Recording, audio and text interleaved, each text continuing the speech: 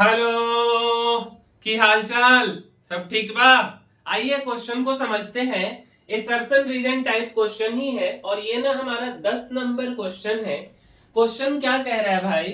तो क्वेश्चन कह रहा है इंसुलेटर से रिलेटेड क्वेश्चन है और असर्शन क्या बोल रहा है कि in insulator the forbidden gap is very large. ठीक है। रीजन बोल रहा है कि the valence electrons in an atom of an insulator are very tightly bound to the nucleus। दो बात बोल दिया। एक बात बोल रहा है फॉरबिडन एनर्जी गैप के बारे में और एक बात बोल रहा है वैलेंस इलेक्ट्रॉन के बारे में। ठीक है। अब यार बात कुछ ऐसा है ना कि हमको सबसे पहले समझना होगा इंसुलेटर क्या होता है, वैलेंस इलेक्ट्रॉन क्या होता है, फॉरबिडन एनर्जी गैप क्या होता है। तो एक बार क्विक रिकैप करते हैं कि क्या होता है फॉरबिडन एनर्जी गैप या इंसुलेटर। ठीक है। तो इंसुलेटर के बारे में पहले हम समझ लेते हैं। इंसुलेटर हम किसको बोलेंगे? 9वां 10वां क्लास में यार हम लोग पढ़ते हैं। जैसे कोई लकड़ी का टुकड़ा ले लो, आप प्लास्टिक ले लो, पेपर ले लो, ग्लास ले लो। बेचने नहीं आ रहे भाई, मतलब ऐसा कुछ एग्जाम्पल लेना है। ठीक है। अच्छा, ये सारा के सारा इंसुलेटर है। तो क्या ये सब इलेक्ट्रिसिटी को कंडक्ट करेगा? तो आंसर है कि नहीं करेगा, है ना। तो नहीं करेगा तो हम लिख देते हैं कि नोट कंडक्ट इलेक्ट्रिसिटी। अच्छा जी, इतना बात तक कोई दिक्कत नहीं। काहे नहीं करेगा? तो क्योंकि इसका जो एनर्जी गैप है बहुत बड़ा है।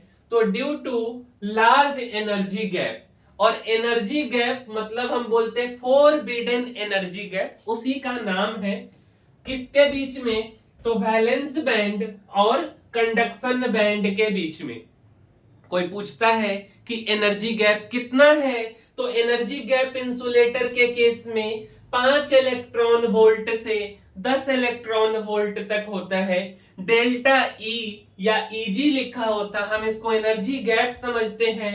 और अगर हम बात करें डायमंड के केस में, ठीक है, हीरा मिलने वाला नहीं है, डायमंड के केस में अगर हम बात करें तो एनर्जी गैप 6 इलेक्ट्रॉन वोल्ट का होता है। ये भी इंसुलेटर है। मतलब कि no transfer of electron from valence band to conduction band. साफ सुथरा भाषा में बोले तो अगर हम बोले कि ये इंसुलेटर है, तो अगर हम दो बैंड की बात करते हैं, एक है वैलेंस बैंड और एक है कंडक्शन बैंड, तो वैलेंस बैंड से कंडक्शन बैंड में इलेक्ट्रॉन नहीं जाता है। तो आपको बुक में जो ग्राफ मिलेगा कुछ इस तरीके से ग्राफ है। एक्स एक्सिस में हमने एनर्जी ले लिया और ये हमारा वैलेंस बैंड और ये हमारा कंडक्शन बैंड। वैलेंस बैंड में काफी ज्यादा संख्या में इलेक्ट्रॉन है और कंडक्शन बैंड पूरा खाली है। और इसके बीच में ये हमारा Eg मतलब एनर्जी गैप या डेल्टा ई है। तो यहां से यहां इलेक्ट्रॉन आसानी से नहीं जा सकता है। या हम इसी ग्राफ को ऐसे भी लिख सकते हैं जैसे कि हम वाई एक्सिस में एनर्जी ले लिए, इंसुलेटर का ग्राफ है ये हमारा वैलेंस बैंड है मेरे भाई, ये मेरा वैलेंस बैंड, बहुत संख्या में इलेक्ट्रॉन है। और ये मेरा कंडक्शन बैंड, बॉन्ड नहीं समझना है, बैंड। ठीक है। तो वैलेंस बैंड से कंडक्शन बैंड में कोई भी इलेक्ट्रॉन नहीं जा पाया और इसी को हम इंसुलेटर बोलते हैं। अब आते हैं हम अपने ओरिजिनल से क्वेश्चन पे। तो क्वेश्चन कह रहा है कि इंसुलेटर में फॉरबिडन गैप बहुत ही लार्ज होता है। तो बिल्कुल सही बात है कि इंसुलेटर में फॉरबिडन एनर्जी गैप बहुत ही ज्यादा होता है। रीजन कि the valence electron in an atom of an insulator are very tightly bound to the nucleus. मतलब कि इंसुलेटर के वैलेंस बैंड में जो इलेक्ट्रॉन होता है वो बहुत ही टाइटली बाउंड है अपने न्यूक्लियस के साथ में। दोनों बात करेक्ट है। इस बात को हम कैसे बोलेंगे? तो the forbidden gap between the valence band and conduction band is very large in insulator. Means ये वाला जो बात हमने बोला है ये वाला बात करेक्ट है कि जो वैलेंस बैंड और कंडक्शन बैंड के बीच में जो एनर्जी गैपिंग होता है वो बहुत ज्यादा होता है इंसुलेटर के केस में। ठीक है।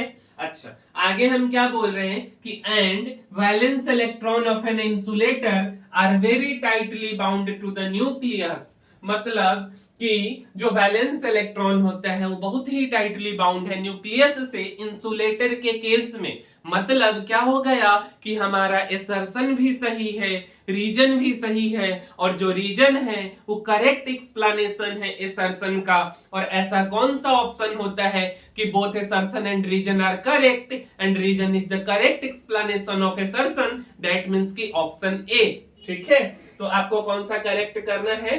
ऑप्शन ए को करेक्ट करना है। तो ठीक है, मिलते हैं अगले वीडियो में। और अगर ये वाला वीडियो आपको थोड़ा भी अच्छा लगा है तो ये वीडियो के लाइक करा, शेयर करा एंड सब्सक्राइब करा।